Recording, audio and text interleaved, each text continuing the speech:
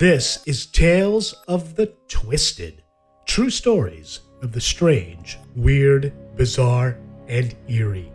Today, we go to Circleville, Ohio, a small town famous for pumpkins, parades, and friendly, quiet streets. But in 1976, something sinister arrived in Circleville, something that slipped into mailboxes, crawled into classrooms, and pried open the deepest secrets of its residents. Someone out there, someone who knew everyone's business, everyone's mistakes, everyone's sins, began writing letters. Threatening letters, violent letters, letters that named names and delivered consequences. For years, the town lived in terror. And even after an arrest, even after a conviction, the letters continued. This is the haunting, unsolved nightmare known as the Circleville Letters mystery. It began quietly, February 1976. A school bus driver named Mary Gillespie opened her mailbox and froze. Inside was a letter, handwritten in blocky, unnerving capital letters. It accused her of having an affair with the school superintendent. It demanded she stop immediately. It warned that the writer was watching her. Mary was confused, frightened, but she hid the letter. She didn't tell her husband Ron.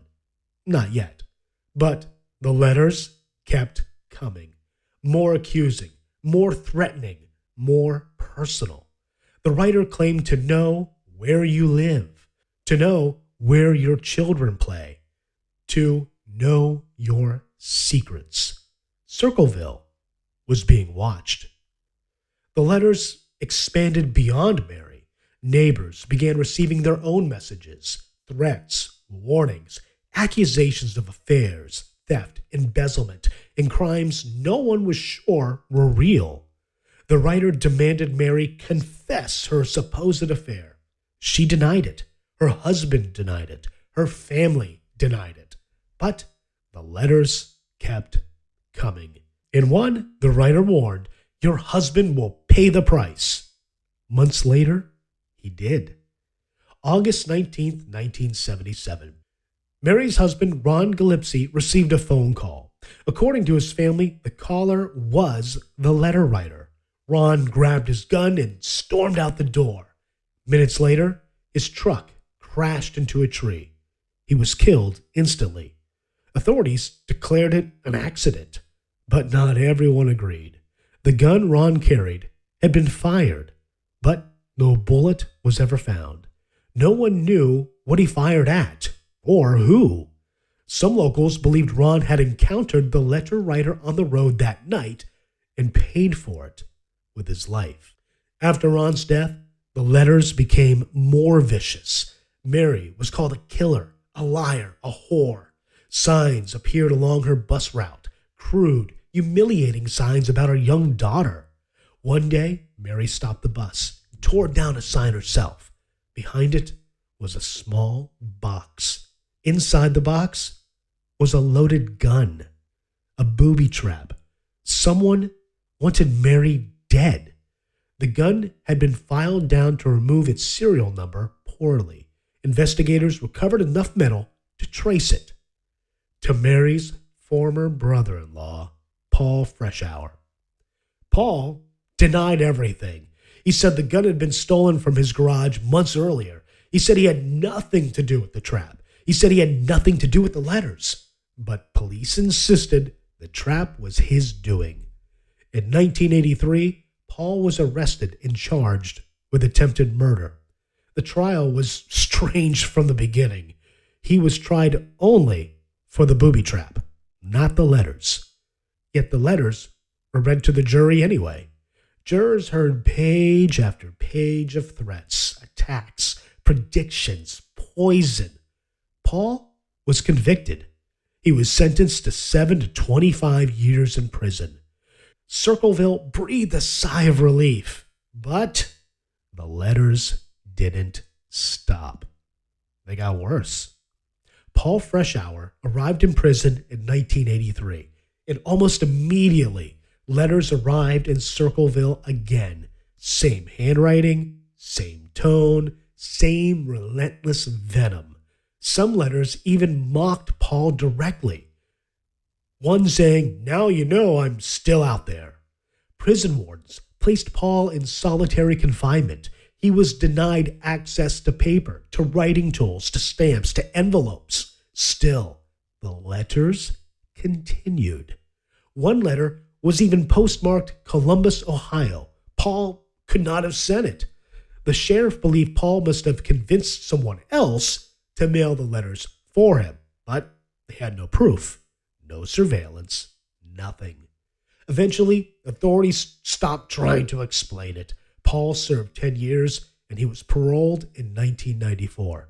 For the rest of his life, he maintained his innocence, but he died in 2012, still insisting he had been framed.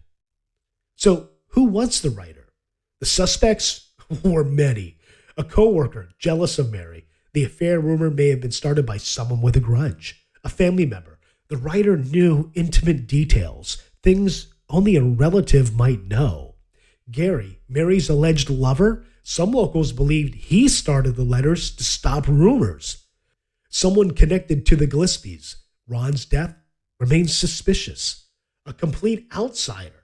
Someone with access to mail routes. Someone who traveled. Someone who simply enjoyed causing chaos. The possibility of multiple writers. Handwritten tests were inconclusive. Some letters looked different. Some postmarks came from other counties. The tone shifted over time. To this day, no one knows. Circleville never recovered. For years, residents whispered about the poison pen. Children grew up fearing the mailbox. Marriages collapsed. Friendships ended. People moved away. And even after the letters stopped, the scars remained. In 1993, the television show Unsolved Mysteries investigated the case. Their crew received a chilling letter of their own. It said, "Forget Circleville. Do nothing to hurt Circleville. If you come to Circleville, you else sick." It was postmarked Columbus. Same handwriting. Paul was in jail. He denied involvement. To this day, no one knows who sent it. The Circleville Letters remain one of the most sinister, unsolved cases in American history.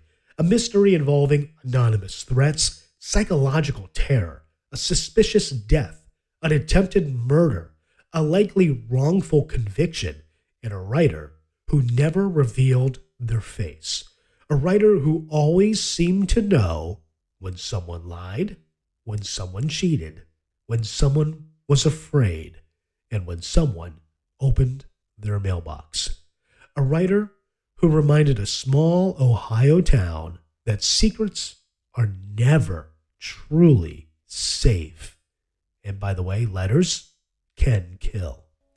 This has been Tales of the Twisted, true stories of the strange, weird, bizarre, and eerie.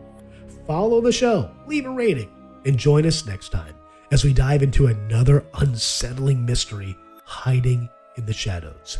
Until then, stay cautious, stay curious, and remember, the most terrifying messages are the ones written by someone who refuses to be seen.